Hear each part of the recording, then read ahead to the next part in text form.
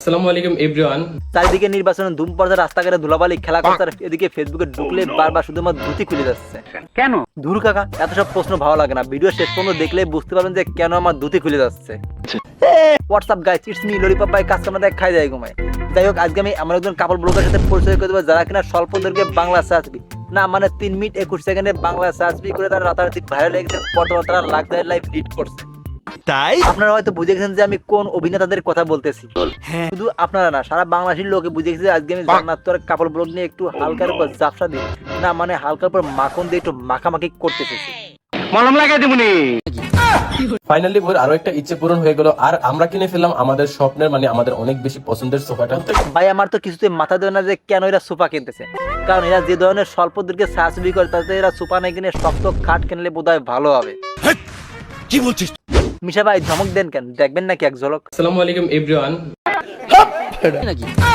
এই তো আর মাত্র কয়েকটা দিন, তারপর খালা হয়ে যাচ্ছে তিশা এন্ড খালু হয়ে যাচ্ছি আমি। এই জান্নাত তো খালাও খালু হইতে পারে, এতে আমার কোনো সমস্যা নেই। কিন্তু ভাই, সমস্যা আমার একটাই, এতদিন যে তারা খাটকাপান অভিনয় করলো, সেই অভিনয়ের পারফরমেন্স কই গেল? প্রশ্ন জাগতেই পারে, কারণ তাদের অভিনয় পারফরমেন্স এতটাই নিখুঁত ছিল যে খোদ জনি দেওয়া তাদেরকে ফুল দিয়ে সংবন্ধা জানিয়েছে। Oh my god. আজকে হঠাৎ করে জান্নাত প্রচন্ড পরিমাণ অসুস্থ হয়ে পড়ে। ওদের এই খারাপ সময় বা অসুস্থতার সময় আমাদের উচিত তাদেরকে একটু হেল্প করা। তাদের এখন মনে হচ্ছে যে খাটকাপানোর ইফেক্ট চলে এসেছে জান্নাত তোর ঘরে। মানে আপা খুবই সহজ, তারা যে স্বল্পদেরকে বাংলা সার্চবি করেছিল, যার ফলস্বরূপ জান্নাত এখন বমি করতেছে।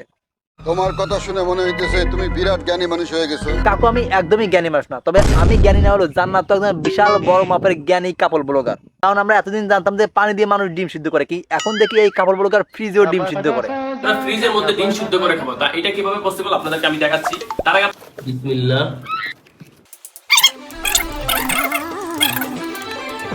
বাইরে আমি বসে বসে ভাবতেছি, আইনস্টাইন যদি বাইসে থাকতো তাহলে এদের কর্মকাণ্ড দেখিয়া তার বিস্ময়কর আবিষ্কার ইকুয়াল টু এমসিএস করে এদের নামে করে দিত।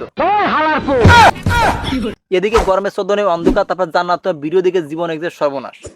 কেন? আজকাল মানুষ পর্যাপ্ত তাপ দিয়ে সুন্দর করে ডিম বাঁচতে পারে না, কিন্তু এই খাটকাপানো অভিনেতারা এতটাই পাকাপোক্ত রাঁধুনি দিয়ে তারা পর্যাপ্ত তাপ না দিয়ে শুধুমাত্র সূর্যের তাপের ডিম ভেজে ফেলতে পারে অনায়াস। প্রচন্ড তাপমাত্রা রোদের মধ্যে আজকে আমরা ডিম ভাজবো, সবাই ডিম ভাজতেছে, দেখেন প্রচুর পরিমাণ রোদ। চলেন তাহলে একটা ডিম ভাজা। দেখছেন নি কত সুন্দর ডিম বাজে ফেলছে? এদের ডিম বাজা দেখে মনে আছে এদেরকে ডিম থেরাপি দেওয়া দরকার, না মানে এদের ডিমের উপর নোবেল দেওয়া দরকার। আমাদের সবার উপর জনিদার যেমন একজন ভিন্ন মাত্রার অভিনেতা, সে কখনো পাইলট, কখনো প্লাম্বার, কখনো ঝাড়ুদার, বা কখনো চিকিৎসক, ঠিক তেমনি জান্নাত তো সেরকম একজন ভিন্ন মাত্রার অভিনেতা ও অভিনেত্রী। তারা কখনো ফ্রিতে ডিম সিদ্ধ করে, আবার কখনো রোদে ডিম বাজে, আবার কখনো কোনো খাট কাঁপানো অভিনয় করে। এখন আবার দেখি তারা আবার নাপতানি শুরু করে। খোদার কসম ইচ্ছে করে করেন, এটা লাগে গেছে। জীবনের অনেক বড় ইচ্ছা ছিল বিউটি এক্সপার্ট হবো, কিন্তু সেটার কই হলো, যার জন্য সেটা বইয়ের উপর দিয়ে চালিয়ে দিই। কিছুক্ষণের জন্য হতে চেয়েছিল বিউটি এক্সপার্ট, হয়ে গেছে 3 মিনিট 21 সেকেন্ডে, অর্থাৎ স্বল্প দৈর্ঘ্যের বাংলা সার্চবির মহানায়ক। এক কথা বলতে গেলে হয়ে গেছে জয়ন্দার হুবহু কার্বন কপি। নিঃসন্দেহে তুই ঠিক কথা বলেছিস।